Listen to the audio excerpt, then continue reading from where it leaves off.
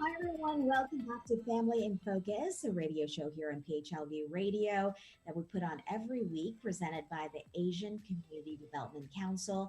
And on this Monday, this rainy Monday, January 25th, we're going to be talking about an issue that a lot of people are talking about right now, especially with the new administration coming in, any changes when it comes to the application for U.S. citizenship here in this country. So, for this episode, I wanted to bring in a special guest with us today, Michael Crabtree. He's the Communications Relations Officer with the U.S. Citizenship Immigration Services Office, the field office here in Las Vegas. Michael, thank you so much for your time and for being with us today on the show. I know you've been a friend and a partner with the Asian Community Development Council for quite some time now because, as you know, they offer free services, for people to ask any questions, to fill out the applications, and getting any help, especially when it comes to language barriers. I think ACDC has been a great help on that end. So, Michael, tell us a little bit about what you do at your office here in Las Vegas. So thank you for having me today. So my job primarily is to work with the nonprofits and all the local groups, city and state, that interact with immigration at any level. And so, always to provide the accurate information. Unfortunately, with immigration, there's a lot of information out there that appears to be old or potentially based a lot in opinion as opposed to facts. So the goal is to provide the resources so everyone can have the correct information, and sometimes physical resources as well, like study guides and that kind of stuff for citizenship. So, and to help people navigate the system a little better, because we know immigration is a very complex topic and subject. So that's probably the bulk of what my job consists of. Yeah, and I know from personal experience, I'm a naturalized citizen myself. It's been a few years since I did it, so I know things have changed since then, but I remember the feeling of the time, it's pretty overwhelming and it's pretty stressful, for a lot of people, not knowing the process and not knowing if they have all the information they need and everything like that. So we wanted to make sure you're here today and help kind of answer any questions that people might have. And I know I've gotten some questions ahead of time from ACDC. I know they've been fielding a lot of questions themselves. So I think, one of the first things I want to ask you and have you address is, are there any big changes that people need to know right now? If they have the green card right now, they want to apply for to become a citizen. What do they need to know? So the biggest change that has taken place is that anybody who applies at this point forward will be taking a new citizenship test. And so that'll be an adjustment for everybody. It applies to anybody who filed for citizenship, which is the N-400 application after December 1st, 2020. So if you were to apply now, when you went in for interview, you would be getting the new test. And the new test is a big deal for a lot of people. In the past, they asked you 10 questions and you had to answer 6 correct. And now they're going to ask you 20 questions and you have to get 12 correct. So the percentages stayed the same at 60%. They're just going to ask you more questions. The other thing that for sure I want to share is, in the past, once you reach your 60%, they discontinued the questioning. Now they're going to ask you all 20 questions, regardless of what you answer right or wrong. And so just know that's going to be a part of the process, that there'll be 20 questions. The question bank that people studied from has also changed. So there's 128 questions that you have to study from. And those questions are a mix of brand new, of reworded, and of some of the previous questions that were part of the test before December 1st, 2020. And so those are the biggest changes. And I know a lot of people are interested in seeing those questions. And currently there's a lot of nonprofits that aren't up and running, right? So only running via web. So what we have currently is on our website. So we encourage people to visit uscis.gov. And if you don't see the GOV, then you don't know if you're on our site or not. And so I always encourage people for the latest information to go to that site. If you can navigate to that site, you can type in citizenship. There's a virtual assistant up in the corner called Emma who can help you, or there's a tab that says citizenship. And if you go there, you'll find all 128 questions. So what is the website again? Is USCIS? Oh yeah, yes. So USCIS.gov. So that's our official government website. Okay. And all the test questions are there. There's an MP3 version of it. And then there's, in the past, a lot of people had study guides. So they had these flashcards. You can go there and print them up and cut them out, and you'll have them yourself without ever leaving your house.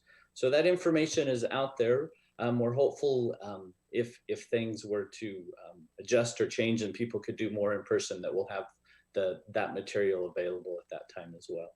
No, that's really good resource. And I know ACDC, we want to put the information for ACDC up on the screen as well. The nonprofit has really, been trying to help as many people as possible, especially with the pandemic right now.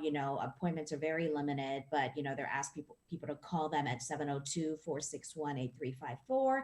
You can always email onto@acdcnb.org. You can see that on the screen. And right now, the new headquarters for ACDC is actually at 8863 West Flamingo Road.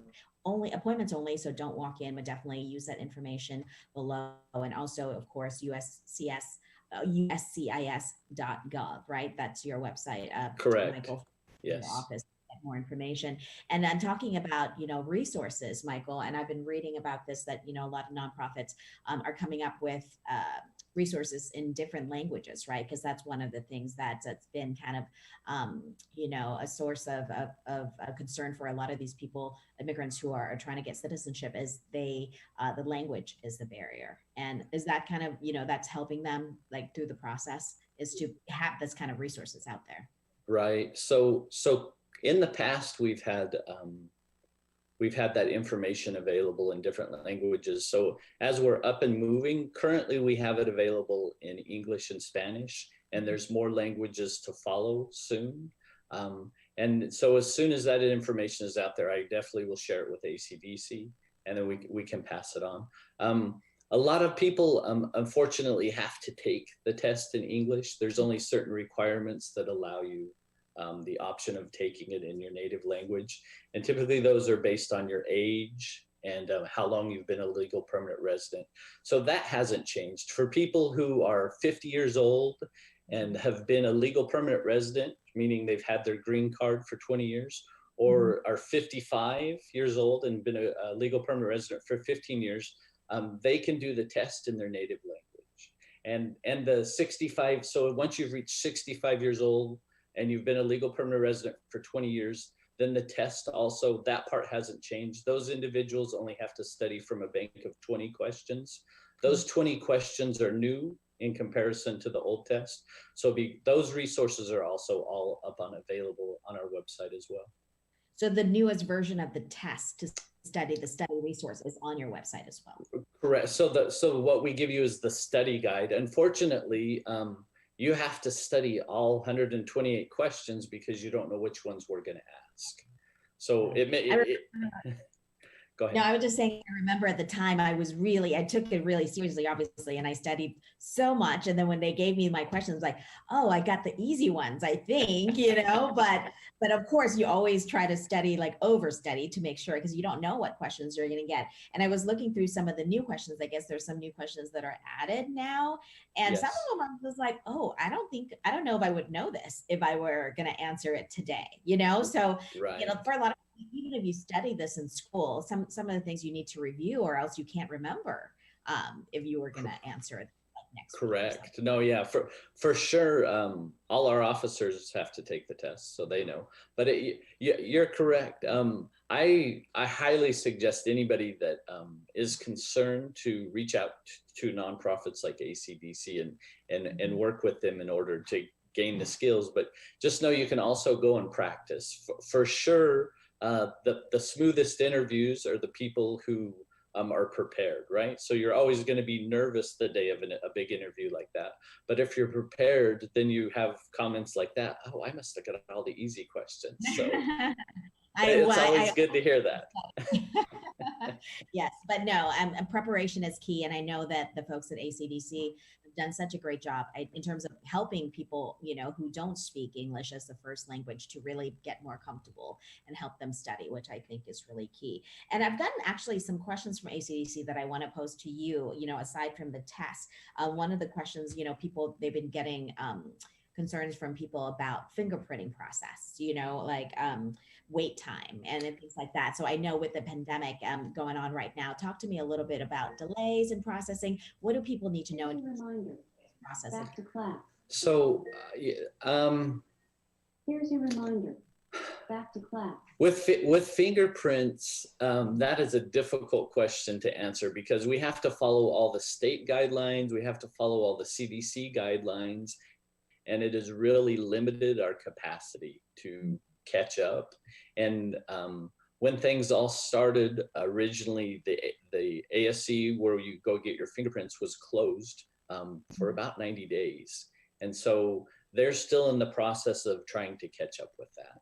And anybody who was descheduled during that time frame is automatically being rescheduled. And unfortunately, the time frame on it varies so vastly that it's tough for me to tell you, well, everything will be fine in 90 days. We'll be caught back up because there's such limited capacity. As far as processing times for citizenship, we're running, unfortunately, about 10 to 12 months in the Las Vegas office. Every office is different. So the goal is to have you fingerprinted before that time frame. And so where in the past we used to tell people, in about 90 days after you file, you should be seeing a fingerprint appointment. That's not necessarily the case now. You should be seeing a fingerprint appointment before you ever have your interview, but the timeframes on that are going to vary vastly for everybody, unfortunately. So about 10 to 12 months for this process, meaning, just you have to it's so important to get all your paperwork together, right? Maybe meet with like ACDC, reach out to you as soon as possible because it's going to take that long to process their Correct. citizen. Yeah, no, if you're interested in being a citizen, the time to file is today or tomorrow, right? And I know a lot of people also had concerns in the past of potentially prices. So that's something that people were interested in and concerned with. We did originally last year, there was a price increase that was to take place and that's been placed on hold. So anybody concerned with that, the price is the same as it's been the last several years. And so that shouldn't be an issue for anybody. And we also, one thing that I wanted to mention for sure is you can file for citizenship online now. If you're at our uscis.gov site, you can do everything in the comfort of your own home if you're comfortable enough doing it. Or, if somebody wants to help you with it, you can still do it online with representatives or legal attorneys or whatever it is you're looking for. So that's an option for individuals now that may be concerned about being out in public. So was that something new? Like, were in the past, were you not able to do this process on the internet? You were not. So I would say we're probably 3 years into this. And so this is, when you filed, probably not even an option, right? You had to print it up and mail it in. And sometimes the forms were hard to find. On our website, if you want to see the N400, you can go there, you can print it up, you can fill it out and still mail it in and never really leave your house if that's what you're interested in. Or you can create an online account. It's not really difficult. If you have any social media accounts, it's about that difficult to set up. And then you can run through the process and the computer actually makes you answer every question before you can even submit it. So you know that you're filling the application out completely. And if they want to come and meet someone at your field office, are you open for appointments or to answer any questions? What's the current guidelines at the moment? So unfortunately, we rely on our community partners a lot. We have a 1-800 number that you can call anytime. We know the wait times are long. They have a lot of phone calls every day. So it is an option. Getting in the building for an appointment is typically limited to services that only we can take care of. So if you're looking for questions answered, you can call the 1-800 number and they will get back to you with an answer if they can. And if not, you can always go to places like ACDC and all our community partners that can provide resources and answers that way. Right. And, one thing that I want to touch on, I know it's posted on your website as well. It's just that warning for immigration scams, right? For people who are offering to help when they're not authorized to do so. Can you talk a little bit about that? Because that's one thing, especially with people who are just new to this country, or they don't speak English as well. This might be something to raise the red flag about. Right. So this is a big push for us, and it's called the Void Scams Initiative, right? And so I am out, well, not in public. I'm out via the internet with this presentation. So if there's any groups that want to hear this, we always encourage people to seek out help that's actually helpful. So a lot of times your friends and family may know a little bit and maybe just enough to not actually help, or people with good intentions. And unfortunately, out in the community, there are people that don't have good intentions. Mm-hmm. And so looking for and finding somebody who understands immigration is crucial, because it is pretty complicated. And so, I'm out there providing that information, discussing the places that understand immigration and can answer questions. I'm always available in any of those presentations to answer general questions. And so that is a really big push for us. We want people getting the correct information because we know it costs money to start this immigration process, and we want everybody to not be taken advantage of. And you've heard of those cases happening right here in Nevada, right? When it comes to of course. Of course. And so there are some options. If this has already happened to you, you can go once again to our website and file a complaint with the Federal Trade Commission. You can remain anonymous. You can also, Nevada has several options for you. You can go to the Attorney General's website, or you can go to Nevada Consumer Fraud Affairs and file your information and have somebody look into it. So unfortunately, it does and is happening, and there are options if this has already happened to you.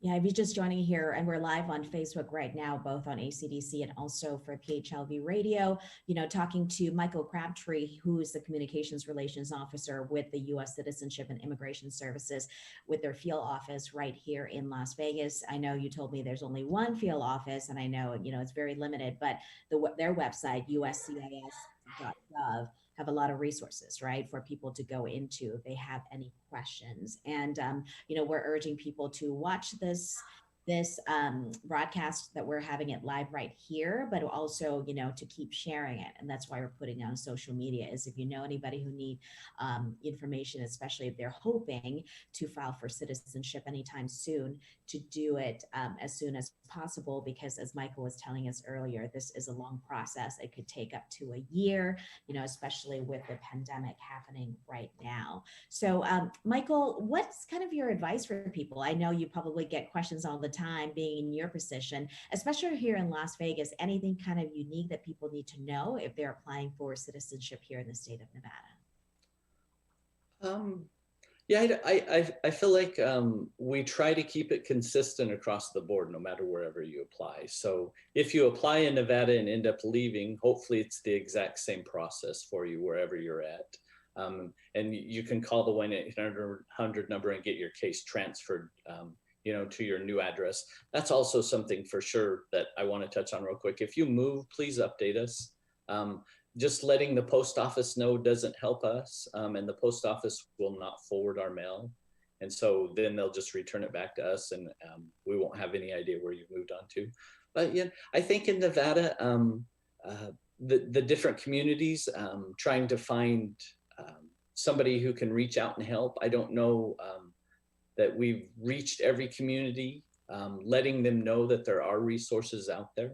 So for sure, sharing those resources and sharing with individuals that there are groups out there, there are places out there that are willing to assist you in your studies, that are willing to help you go in as prepared as you can, I think is critical for our community.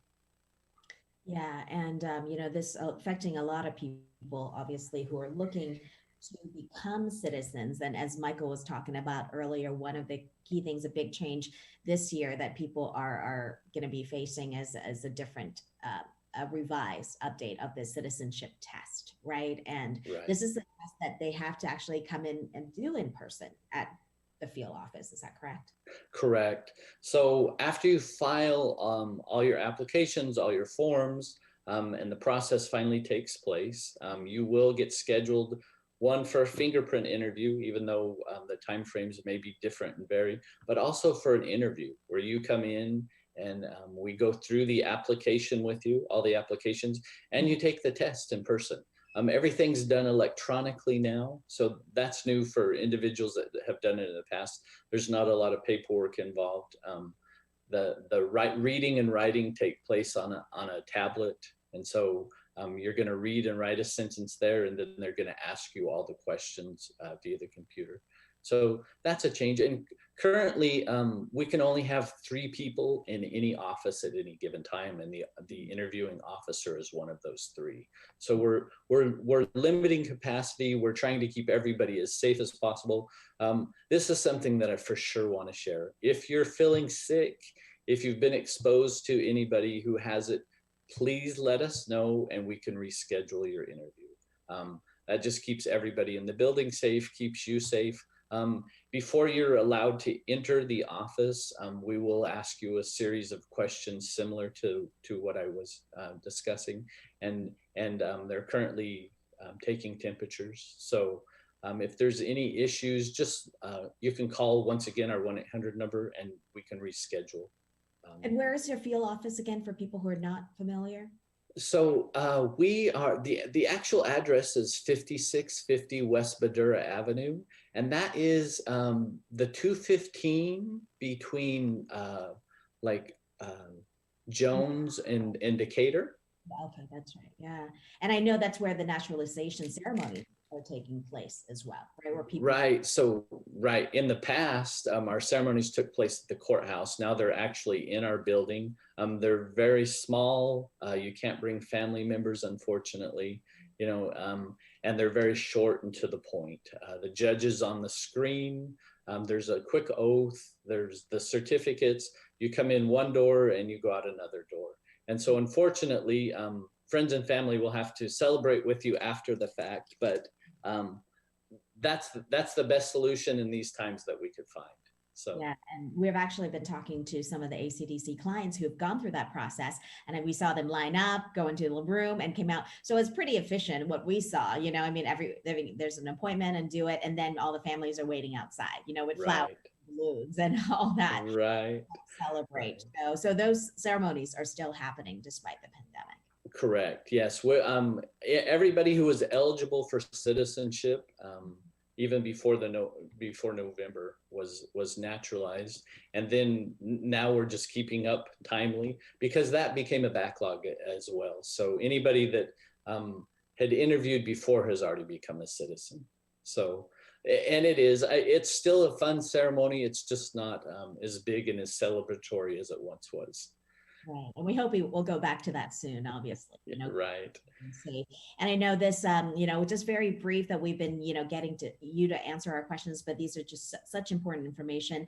And again, we wanted to put the information for ACDC up on the screen as well, so that you have that. You can see it right there. The phone number to call the Asian Community Development Council is 702-461-8354. On 2 is a person who's in charge of this program, just helping to give people as much information. Again, ACDC tries to offer as much information as many languages as possible. So if you're looking for help, especially to help translate some of the process here applying for citizenship, you can definitely contact Antu at her email address there. And our main office now is located on West Flamingo. So definitely share this video with as many people as possible. Thank you again, Michael, for taking the time to talk to us today. I know this has been top of mind for a lot of people as we go into New Year. They're hoping to get their citizenship soon. So thank you for joining us here on the program.